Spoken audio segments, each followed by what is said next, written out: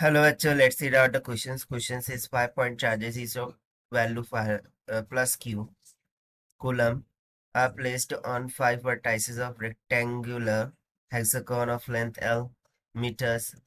The magnitude of force on the point charge value minus q coulomb placed at the center of hexagon is newtons. So यहाँ पर positive Q charge vertices of hexagon पर रखा गया और negative Q charge को centre पर रखा गया है। सो हमें इस निगेटिव क्यू चार्ज पर लगने वाली जो मैग्नीट्यूड ऑफ फोर्स है उसे निकालना है। तो चलिए स्टार्ट करते हैं हम सोल्यूशन से। But before of that let's talk about the key concept which we are going to use here for this question. So यहाँ पर हम कूलम्स लॉ का यूज करेंगे। So according to Coulomb's law concept the force between the 2 point charges. This can be equals to k times of q1 into q2 divided by r square. जहाँ पर q1 q2 magnitude of charges, r will be the distance between that two charges and k is a Coulombian constant. So according to given यदि हम देखें so यहाँ पर negative q और positive q इन दोनों charges के बिटवीन में forces लग रही होंगी। सो हमें इस सेंटर पॉइंट उसको हम ओ मान लेते हैं। यहाँ पर फोर्स को कैलकुलेट करना है। तो सबसे पहले तो मैं माना कि ये माइनस क्यू और ये प्लस क्यू इनके बिटवीन में एक फोर्स लग रही होंगी, वो हो जाएंगी एफ की इक्वल।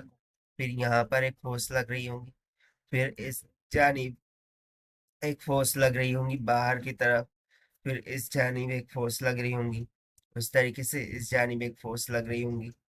ठीक है, और ये जो साइड लेंथ है वो हमें एल के बराबर दे रखा है। सो जैसा कि distance between centre and vertex is going to be same as the side of hexagon, क्योंकि ये एक हेक्सागोन है। सो यदि इसकी लेंथ एल के बराबर है, सो ये जो ट्रायंगल अंदर बनता है ये इक्विलैटरल ट्रायंगल बनता है, यानी कि हर एंगल इक्वल होंगे 60 60 60 एंड लेंथ में इक्वल। सो ये डिस्टेंस जो है वो भी कितने का हो जाएगा, एल के बराबर हो जाएगा। सो thus the pair of interaction of force will be same for all because the magnitude of charge on the each vertices is same, that is positive of q, और वहीं पर सेंटर पे निगेटिव ऑफ q है। So यदि मैं magnitude of force निकालूं by using the Coulomb's law, so वो simply आ जाएगा k times of q1 q2 दोनों ही q है। सो q इंटू q कितना हो गया, q का स्क्वायर और divided by distance between them का whole square. So distance between them is nothing but l, so उसका होल स्क्वायर हो जाएगा।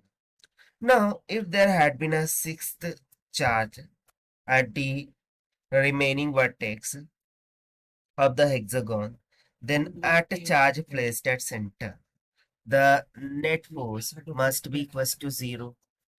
ठीक है, यानी कि सिक्स्थ चार्ज होता सो उस कारण से जो नेट फोर्स होती है एट द सेंटर वो 0 के इक्वल हो जाती।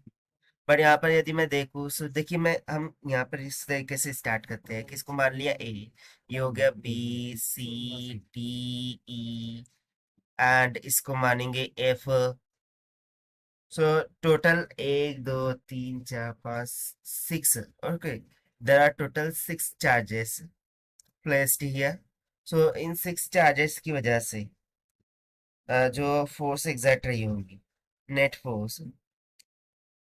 So if there had been a sixth charge at the remaining vertex B, यानी कि B पर एक रिमेनिंग वर्टेक्स है, उस पर भी अगर एक Q चार्ज होता तो बेसिकली B पर नहीं। यहाँ पर एक्चुअली देखिए क्या हो रहा है कि हमें टोटल 5 चार्जेस है, अब वो सभी वर्टेक्स पर है, लेकिन यहाँ पर ये जो F वाला पॉइंट है इस पर कोई भी चार्ज नहीं है।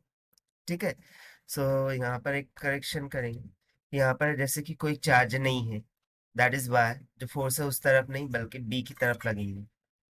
ठीक है, और चूंकि एफ पर कोई भी चार्ज नहीं है सो उस जानिब कोई भी फोर्स नहीं लगेंगी।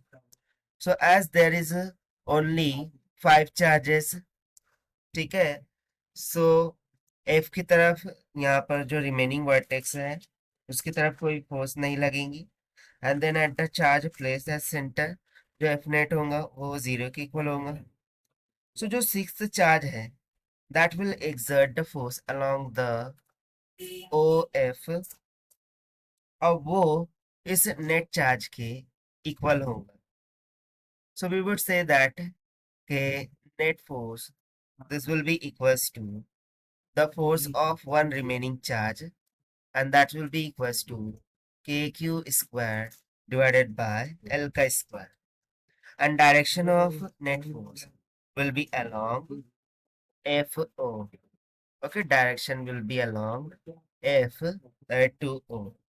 So therefore, the net force will be coming out to be equals to Q square divided by K का वैल्यू होता है 1/4 पाई एप्सिलॉन नॉट इक्वल और टाइम्स ऑफ यहाँ पर L स्क्वायर हो जाएगा. और देखिए फिर यही हो जाएगा हमारा required answer for this question. So this is the required solution. I hope you understand it well. Best of luck. Thank you.